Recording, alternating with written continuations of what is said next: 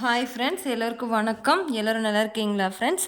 இன்றைக்கி நாம் Sun Sanghis kitchen சேனலில் என்ன ரெசிபி பார்க்க போகிறோன்னா தேங்காய் பால் சாம்பார். சமைக்கிறதுக்கும் அவ்வளோ ஈஸி ஃப்ரெண்ட்ஸ். இதை நீங்கள் சமைச்சு பார்த்தீங்கன்னாவே உங்களுக்கே புரியும். சாப்பிட்றதுக்கும் சரி டேஸ்ட்டாக இருக்கும். உண்மையிலேயே நீங்கள் சமைச்சு பார்த்தீங்கன்னா மட்டும்தான் புரியும்.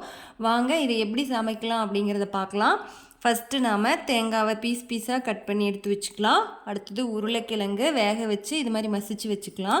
அப்புறம் கொத்தமல்லி கீரை எடுத்து வச்சுக்கலாம். அப்புறம் பெரிய வெங்காயம் கட் பண்ணி எடுத்து வச்சுக்கலாம். பச்சை மிளகாய், இஞ்சி, அப்புறம் கருவேப்பிலை இதெல்லாமே நம்ம எடுத்து வச்சுக்கலாம்.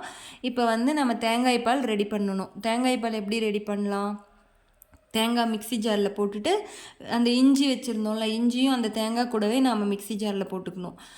இதையும் போட்டுட்டு இது கூடவே நம்ம இப்போ தண்ணி கலந்து தான் நம்ம மிக்சி ஜாரில் அரைக்கணும். அதிகமாக தண்ணி விட்டுட்டோம்னா தேங்காய் நல்லா அரைபடாது. கரெக்டான அளவு தண்ணி விட்டு நம்ம நல்லா நைஸாக ஃபைன் பேஸ்ட்டாக அரைச்சி எடுத்துகிட்டு வந்துடலாம்.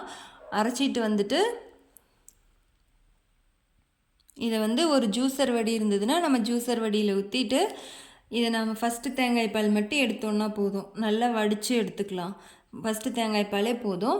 இப்போ நம்ம பேன் அடுப்பில் வச்சுட்டு அடுப்பு ஆன் பண்ணி எண்ணெய் ஊற்றிட்டு கடுகு போட்டுக்கலாம். கடுகு பொரிஞ்ச உடனே பச்சை மிளகாய் போட்டுக்கலாம். பச்சை மிளகாவை கொஞ்ச நேரம் நம்ம தனியாக ஃப்ரை பண்ணிக்கலாம். கொஞ்ச நேரம் பச்சை மிளகாய் ஃப்ரை பண்ணிவிட்டு இப்போ நம்ம கட் பண்ணி எடுத்து வச்சுருக்கிற பெரிய வெங்காயமும் கருவேப்பிலையும் இது கூடவே நாம் கொட்டிக்கலாம். இப்போ இதை நாம் இடைவிடாமல் நல்லா கிளறிக்கிட்டே இருக்கலாம். ஏன்னா வெங்காயம் தீஞ்சு போகாமல் பார்த்துக்கணும். நல்லா கிளறிட்டே இருந்தோன்னாவே வெங்காயம் வெந்துடும். நல்லா வெங்காயத்தோட பச்சை வாசனையும் பச்சை மிளகாவோட பச்சை வாசனையும் போகிற வரை கிளறிட்டு இப்போ நாம் இது கூட மஞ்சள் தூள் சேர்த்துக்கலாம். மஞ்சள் தூள் 1 ஸ்பூன் போட்டுட்டு இப்போ இதையும் நல்லா கிளறிக்கலாம். மஞ்சள் தூளோட பச்சை வாசனை போகிற வரை கிளறினோன்னா போதும். எவ்வளோ சிம்பிளாக செய்யலாம் ஃப்ரெண்ட்ஸ். இந்த குழம்பு நீங்கள் மிஸ் பண்ணிடாதீங்க, எவ்வளோ டேஸ்ட்டாக இருக்கும். இப்போ இது கூட நாம் கொஞ்சம் உப்பு போட்டுக்கலாம். உப்பு போட்டோன்னா சீக்கிரமாக பச்சை மிளகாவும் வெங்காயமும் வெந்துட்டு நல்லா சுருண்டு வரும். நல்லா வெந்ததுனா தான் டேஸ்ட்டு சூப்பராக இருக்கும். உண்மையிலுமே இந்த மாதிரி ஒரு சாம்பார் நீங்கள் வச்சுருக்க மாட்டீங்க ஃப்ரெண்ட்ஸ். இட்லிக்கு, சப்பாத்திக்கு, தோசைக்கு, அப்புறம் பூரிக்கு அவ்வளோ டேஸ்ட்டாக இருக்கும் ஃப்ரெண்ட்ஸ். இது மாதிரி நீங்கள் சமைச்சு பாருங்கள். ஈஸியாகவும் சீக்கிரமாகவும் வச்சிடலாம். இப்போ வெங்காயம் வணங்கிருச்சு. இது கூடவே நாம் வேக வச்சு மசிச்சு வச்சுருக்கிற உருளைக்கிழங்கு இது கூட கொட்டிக்கலாம்.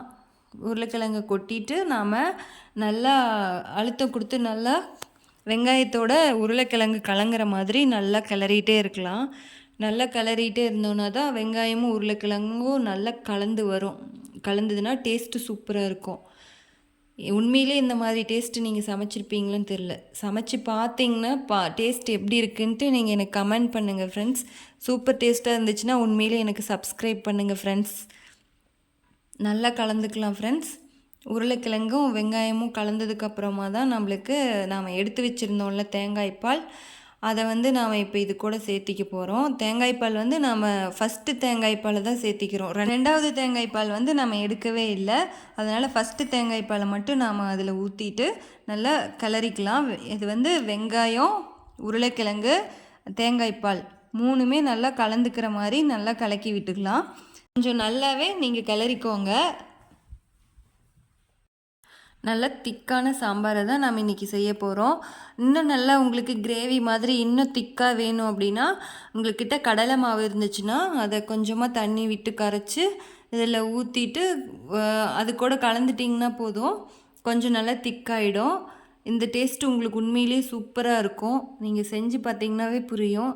இப்போ இதுக்கு நாம் தேவையான அளவு உப்பு போட்டுக்கலாம். ஏற்கனவே நாம் வெங்காயத்துக்கு கொஞ்சம் உப்பு போட்டிருந்தோம், வெங்காயம் வேகிறதுக்கு. இப்போ இந்த சாம்பாருக்கு எல்லாத்துக்குமே டேஸ்ட்டுக்கு தகுந்த மாதிரி தேவையான அளவு நாம் உப்பு போட்டுக்கலாம். உப்பு போட்டு கிளறி விட்டுட்டு இது கூட நாம் கொத்தமல்லி கீரை ஆட் பண்ணிக்கலாம்.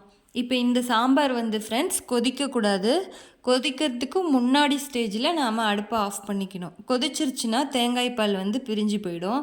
திரிஞ்சிருச்சுன்னா தேங்காய் பால் நல்லா இருக்காது பார்க்குறதுக்கே. அது திரியறதுக்கு முன்னாடி, கொதிக்கிறதுக்கு முன்னாடி நாம் அடுப்பை ஆஃப் பண்ணிக்கலாம்.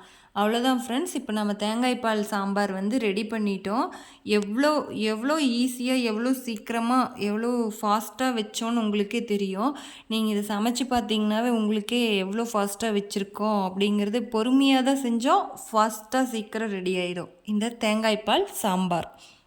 இட்லிக்கு சாப்பிட்டுக்கலாம், தோசைக்கு, சப்பாத்திக்கு, பூரிக்கு எல்லாத்துக்குமே தொட்டு சாப்பிடலாம். குழந்தைங்களுக்கு இது ரொம்ப ரொம்ப பிடிக்கும். எங்கள் பையனுக்கு ரொம்ப ரொம்ப இந்த சாம்பார் பிடிச்சிருக்கு. நீங்களும் இது மாதிரி சமைச்சு உங்கள் குழந்தைங்களுக்கு கொடுத்து பாருங்கள். சீக்கிரமாக ரெடி பண்ணிடலாம் இந்த சாம்பார்.